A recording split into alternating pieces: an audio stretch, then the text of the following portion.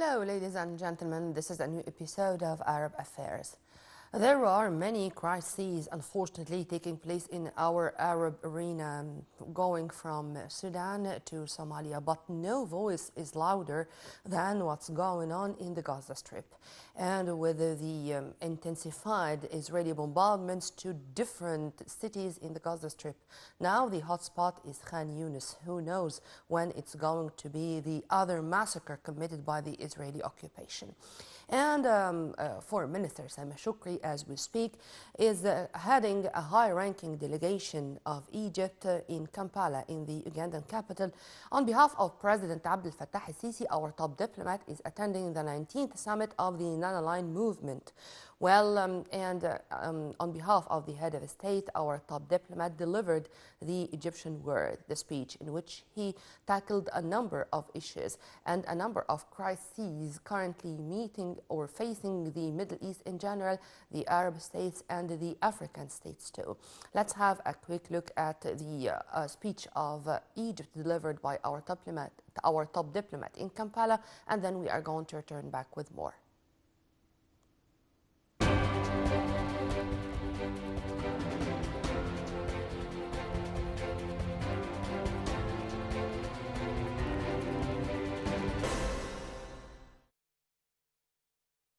On the sidelines of the 19th summit of the Non-Aligned Movement in Uganda, Foreign Minister Sameh Shoukry held a number of talks with his counterparts to renew their adherence to implement the mutual objectives of the movement. Shoukry met with Bahraini counterpart Abdullah bin Rashid Al Zayani, where the foreign minister warned of serious repercussions of expanding the conflict in the regional or the international peace and security arenas. The Arab foreign ministers expressed their country's keenness on maintaining bilateral work and coordination under the umbrella of joint Arab action for the sake of peoples of the region and within the upcoming Bahraini presidency of the Arab League Council and ongoing preparations for holding the next summit in Manama. Moreover, the foreign minister held a bilateral meeting with Indian counterpart Ajay Shankar. He said bilateral high-level visits will support the implementation of the Strategic Partnership Agreement as well as enhancing bilateral relations in various domains. Foreign Minister Shoukry also met with his Belarusian counterpart Sergei Alienik. The top diplomats tackled means of enhancing cooperation in the fields of mutual interest, including heavy industry, railways, food industries, as well as agricultural mechanization. Shoukry and Alienik also agreed on the launch of direct airlines between Egypt and Belarus. The talks also cover the latest developments in Gaza and Egypt's efforts to ensure the access of humanitarian aid to the Strip and to reach a comprehensive, sustainable ceasefire.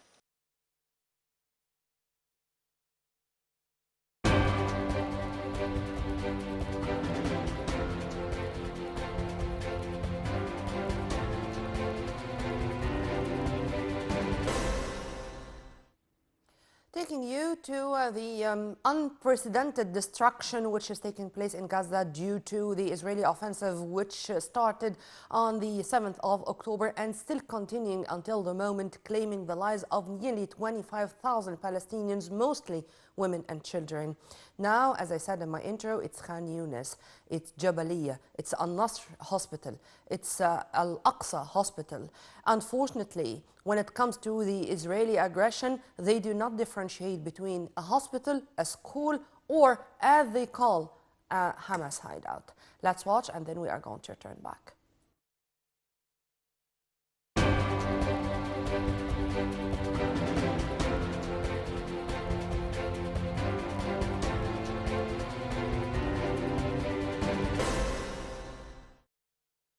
The health ministry in Gaza said Saturday at least 24,927 people have been martyred in the Palestinian-occupied territories since the war with Israel, which broke out on October 7th. A ministry statement said at least 165 people were martyred over the past 24 hours alone, as 280 were injured after the occupation forces committed 14 massacres in the Gaza Strip, while another 62,388 have been wounded since the war began.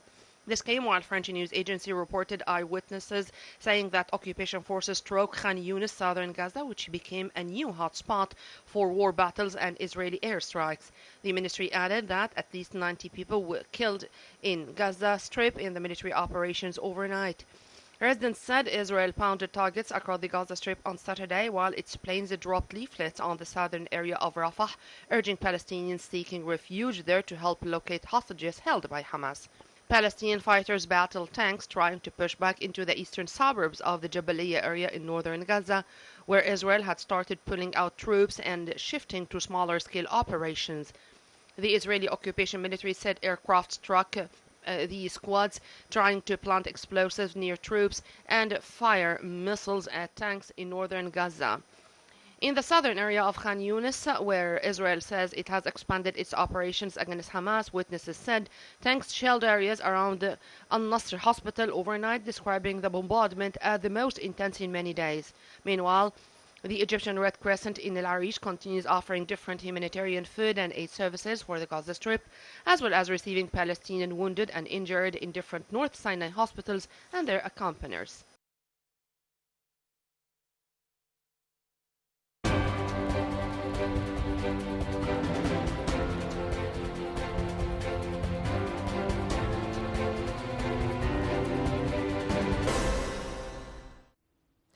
Welcome back, and to shed more light on what's going on, particularly in Gaza, and maybe we're going also to tackle some events or challenges, to be accurate, taking place in our Middle East or Arab arenas. We are very much delighted to have with us via phone Mr. Ramzi Khouri, Jordanian journalist and political analyst. Thank you very much for being with us, sir, and a very good afternoon first. My pleasure. Good afternoon. Sir, let's start, if you permit me, with the speech of Foreign Minister Sameh Shoukry. As we speak, he is currently participating or heading the high-ranking Egyptian delegation in Kampala, in the Ugandan capital, in the 19th summit of the Non-Aligned Movement. And when Shoukry spoke about Gaza, he started with the unprecedented destruction, with nearly 25,000 Palestinians martyrs, mostly of them women, children and minors. And he urged the non-aligned movement to play or to shoulder its historic responsibility to condemn the Israeli violations and the Israeli aggression in the Palestinian occupied territories. How do you see this point, sir, starting with? Obviously, the speech of His Excellency was very important because it really put things in perspective. This is unprecedented in terms of destruction and in terms of carnage. We have over 70% of Gaza destroyed. If we dig out, and in Gaza they do not have the ability to dig out people from under the rubble, but it is estimated that we have over 30,000 Palestinians martyred in Gaza in this carnage. And therefore, it was very important to put everything in perspective, and His Excellency did that. But I would like to say that the efforts at the Non-Aligned Movement Summit were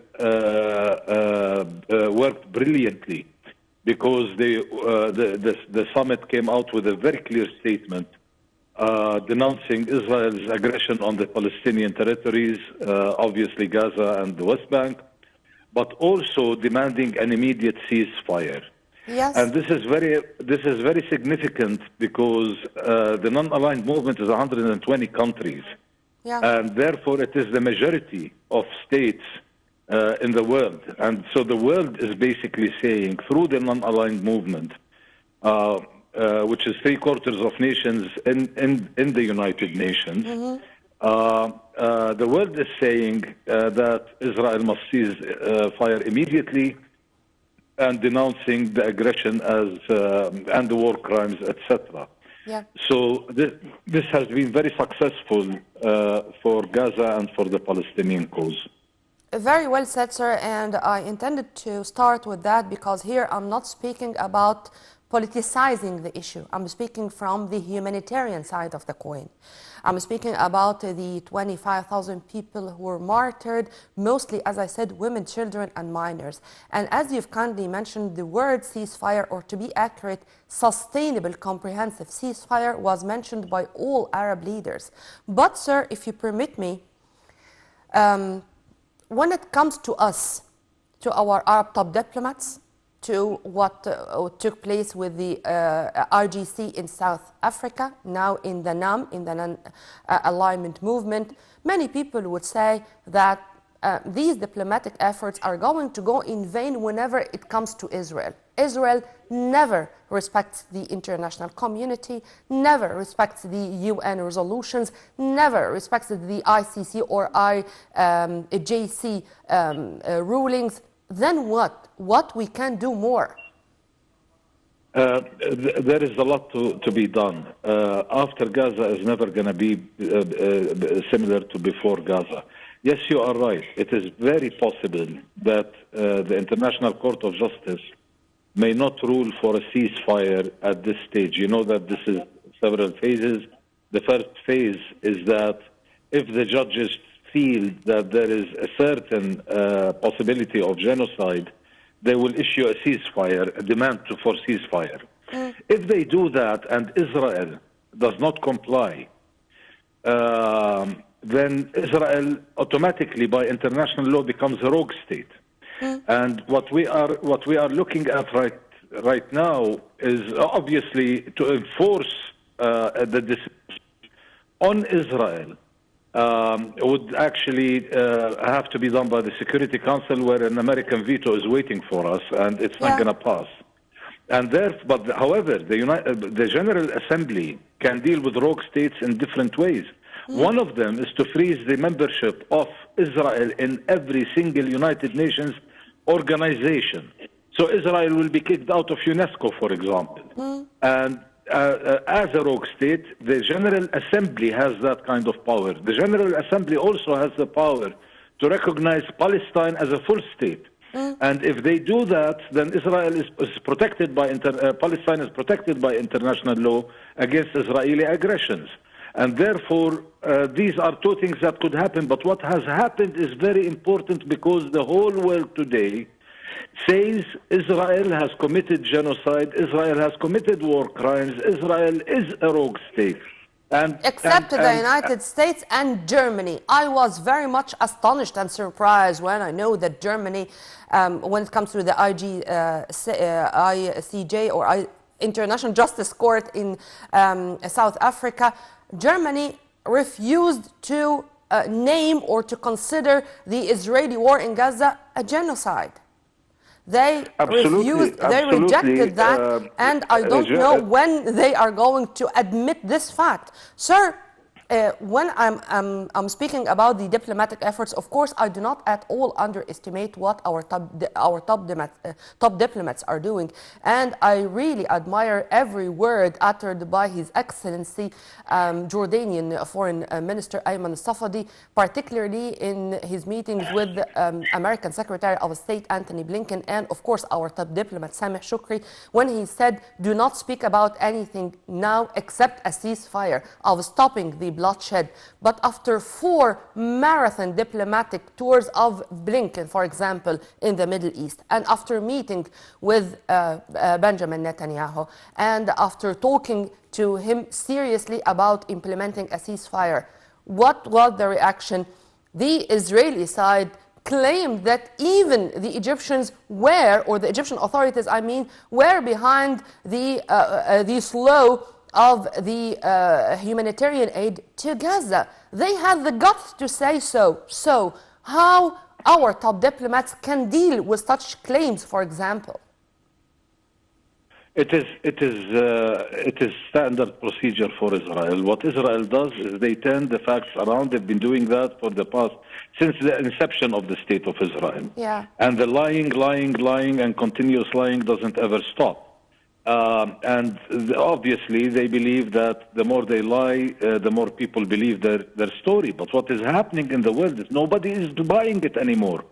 Everybody knows how what Israel has done, what Israel has been doing. Everybody is learning more and more about the Palestinian cause, and we are seeing a huge gap that is exacerbating between the people in the West, the citizens of the West, the citizens of France, Germany, Britain, USA, etc., and the governments. And in democratic countries, these gaps and at this rate becomes very dangerous at elections. And the world is looking at what's going on at the ICG and with all of the demands of Arab governments or the NAM or all these decent people who are going out on the street and demonstrating. They are looking at this international system and wondering, is this a viable international system? Is it just? So there is now a big question mark on the United Nations. Imagine if the ICJ, ma'am, does not demand a ceasefire. What would happen to the whole legitimacy of the United Nations? And this is what Guterres has been trying to say to America, to England, to all of these countries that have been supporting Israel in continuing the aggression. He's been telling them, you are going to destroy whatever is left of the legitimacy of the United Nations. The whole international system is now in danger because of this. Amen to that, sir. And to add to what you've kindly mentioned, the ICJ sir, may rule that way. yeah, and to add to what you've kindly mentioned, Chile and Mexico yesterday, they announced that they are going, or they filed already to the ICC or the Hague, the International Criminal Court, war crimes against Israel, massive genocide. And I think that this is not the first time for Latin American countries who are that much not only sympathizing with the Palestinians, but urging the international community to support the Palestinians to have their independent Palestinian states on the borders of 1967 with Al-Quds as its capital. How do you see this move too? This is very important. The more countries that come out, whether at the ICJ or at the ICC, and on every single platform, officialdom has weight. And when countries come out and they take cases like that, it's extremely important. But also independent organizations, all of these lawsuits that are being brought up. For example, the president of Israel, he went to Davos, and then he realizes when he is in Davos, at Davos, that there are lawsuits against him for war crimes. And he finishes his speech, gets on his airplane and goes back home. And the more that this is done in Europe, the less countries that these people who are charged with criminal lawsuits cannot visit. They cannot go. And this is a huge amount of pressure on Israel. So I wish so, sir. What needs to be done is more on the side of governments, but also more on the side of NGOs, more on the side of regular people, lawyers and people who want to see justice prevail. Now it was revealed to people on earth in general that these double standards are implemented on the ground even for decades now, and all their trials to make it a nice picture, to make it suitable even to absorb, it's not anymore something which we can swallow. Why? Because I think, if you permit me to put it this way, that the West is learning the lesson the harsh way. It's the domino effect. What's going on in the Red Sea right now? And with the British and American attacks on Houthi targets in Yemen, when the Yemen Houthis are attacking the ships in the Red Sea, as this was their way to object or to reject the Israeli aggression on the Palestinians in Gaza. But because of this, you are going to find the oil prices soaring.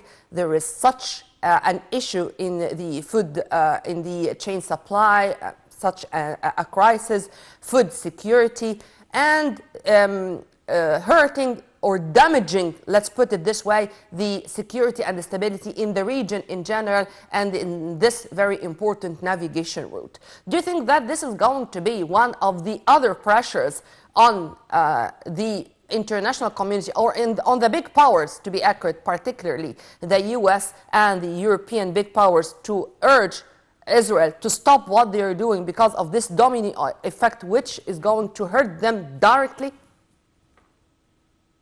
Unfortunately, Israel, Netanyahu in specific, needs a war. Today, the Israelis bombed a four-story building in Damascus, Syria, killing several of the advisors of Iran who are based in Syria or who were visiting. And therefore, what Netanyahu is trying to do is to provoke. And why he wants to expand the war in order to keep his position. This is not what Israel needs, by the way, and the West definitely doesn't need this. But this is what Netanyahu needs. And Netanyahu is trying to provoke right and left in order to increase the war in a manner that would force the United States of America to be directly involved in war. And he knows very well that Biden is very weak right now because there are elections coming and he really badly needs all of the money from the Jewish lobbies. And therefore he is using it. He's basically milking the cow. And it is fascinating that if you saw the statements of Biden yesterday, he came out and he said that he had a conversation with Netanyahu, and Netanyahu is not against a two-state solution. That is fascinating. It is really and truly fascinating because Netanyahu only 2 days ago declared that Israel is from the river to the sea. There will never be a Palestinian state erected anywhere. And therefore, we are seeing the American president come out trying to tell his own people who are getting really angry about what's going on, that there is a solution and that the United States is playing a solution and there is a possibility for two-state solution, etc., etc. We also hear him come up with statements that are totally ridiculous and moronic, saying that there will be a bout of normalization between Israel and the Arab states such as Saudi Arabia, and the Saudis are willing to immediately normalize with Israel if a process starts. So Saudi Arabia would normalize with Israel if a process starts, not if a Palestinian state is erected. But we've had a process start 30 years ago. It's called the Oslo process. 30 years ago, nothing has happened else than stealing more and more land, expanding settlements, and killing Palestinians, imprisoning them, etc. Since the 7th of October, Israel just imprisoned 6,000 Palestinian civilians, in addition to the thousands that it already had in its own prisons. And this has been going on. It's called the Oslo process, and that's a peace process. A peace process with Israel, and without any force from the United States on Israel to enforce the process to turn into a reality that can actually produce real results. A process is not something that the Palestinians are interested in. The Palestinians are interested in having a state, in having independence. And another process that is going to take us another 30 years is not going to stop the aggression, and it's not going to create peace, and it's going to keep our region on its edge. So my point here is that there is a very big problem with the American administration on this. The American administration is willing to come out. Mr. President Biden is willing to come out knowing very well that Netanyahu does not want and would not allow for a two-state solution, and come out and say Netanyahu is willing to have a two-state solution. Sir, a yes or no question, because this is ahead. very important, I think, here. Just a yes or no question. The disappearance of Netanyahu may solve the problem? No. There is a very big problem inside of Israel today. Israel Because has I leaned to the hear right. you are talking to me about Netanyahu, of course, as only a symbol of the Israeli management or the Israeli Absolutely. Hebrew state, let me put it He's this way. representing an ideology. Yeah. Zionism is an ideology, and he is representing the right side of that ideology, which wants to get rid of all Palestinians, believes that the whole of Palestine is Israel, but want to even expand on that.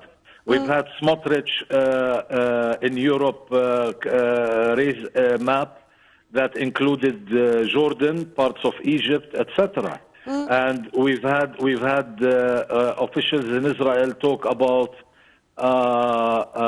expanding Israel to reach Mecca and the return of Jews to Mecca. these people are fanatical ideologues. And Simply, and this is Netanyahu insane. pandering I'm not to them. speaking about They those are the ones people who who are elected him. speaking nonsense. I'm speaking about those who should be very much wise in uttering every word. And so when it comes to Netanyahu, Netanyahu himself want to save himself first. Even I do not hear him speaking anymore about the hostages. The hostages who were the accused of doing so many things. And unfortunately, that now they do not speak about them anymore. And we do not even hear about the demos in front of the Knesset, for example, speaking about the hostages. And as for Biden, Biden himself is suffering from the threats of government shutdown. The government shutdowns in America, for the Americans, of course, they are now much more important than anything else, including their foreign policy. So they do have their own problems. What we do have right now is the way to let them, take care of their own problems, but in the same time, do not interfere into ours. So is it the people or the administration? Is it the prime minister here and the president here? Or it's the policy, it's the administration of the United States of America and Israel.